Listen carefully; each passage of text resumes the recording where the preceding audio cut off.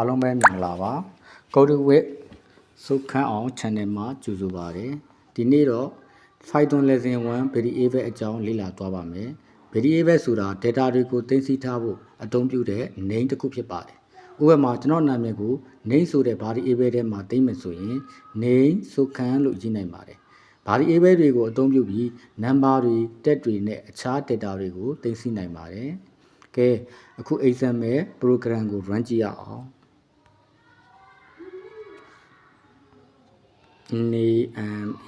name equal open comma စုခန်း SOE ဆို KHANT ခန်းစုခန်း close comma ပေါ့နော်ပြီးလို့ချင်း print ပေါ့ PRINT print open comma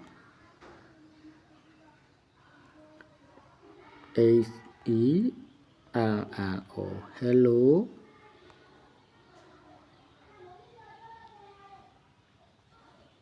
close comma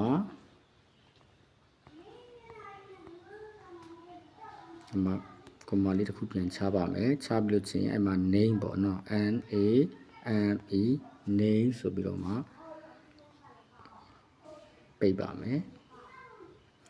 အဲဆိုရင်အဲ့ရလေးရေးပြီးသွားပြီဆိုရင်ကျွန်တော်တို့ကဒီအောက်က run လေးကိုနှိပ်လိုက်ပါမယ်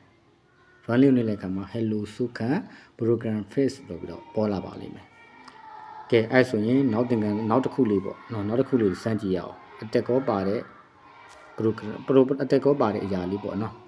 အဲ့ပါဆိုရင်အတက်ကောပါတဲ့ဟာလေးဆိုရင် name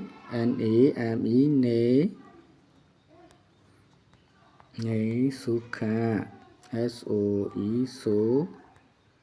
KHANT ခန်းစုခန်းအဲ့မှာစုခန်းမှာတော့ကျွန်တော် comma လေးတွေကြာနေတော့ comma လေးတွေထည့်မယ် open comma နဲ့ close comma ပေါ့နော်အဲ့ပြီးလို့ချင်းတစ်ခုဖြစ်နေတော့တစ်ခုပါလုပ်မယ်ပြီးလို့ချင်းအောက်ကိုပြန်ပါလုပ်မယ်အပြင်အတက်ပေါ့နော် AGES အတက်ကကျွန်တော်တို့20မိနစ်30 30မိနစ်30ပေါ့ကိုယ့်ရဲ့အတက်လေးထည့်မယ်ကျွန်တော်အတက်ကတော့38ပေါ့နော်38ဆိုတော့38လေးကိုထည့်လိုက်မယ်ထည့်ပြီးလို့ချင်းအောက်မှာ print ပေါ့နော် PRINT print print မှာဆိုရင်ကျွန်တော်တို့ကဟို name ပေါ့နော်ပထမဆုံး name ကိုရေးပါမယ်name ကိုရေးပါမယ် name ကိုcomma လေးနဲ့ရေးမှာပေါ့ open comma name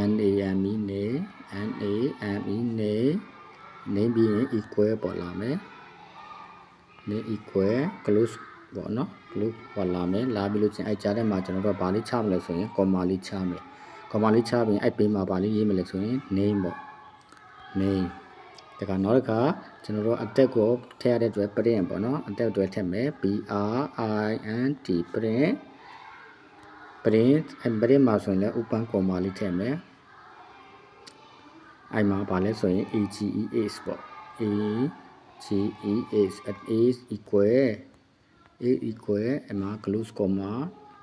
တခါထပ်ထည့်မယ်ထပ်ထည့်ပြီးလို့ချင်း is ပေါ့နော် AGES အဲ့ဆိုရင်ကျွန်တော်တို့ဒါလေးဆိုရင် run လိုက်လို့ရပါပြီ run ကြည့်မယ်ဆိုရင်name စုခန်း A38 ဆိုပြီးတော့ထွက်လာပါတယ်ဟုတ်ကဲ့ပါ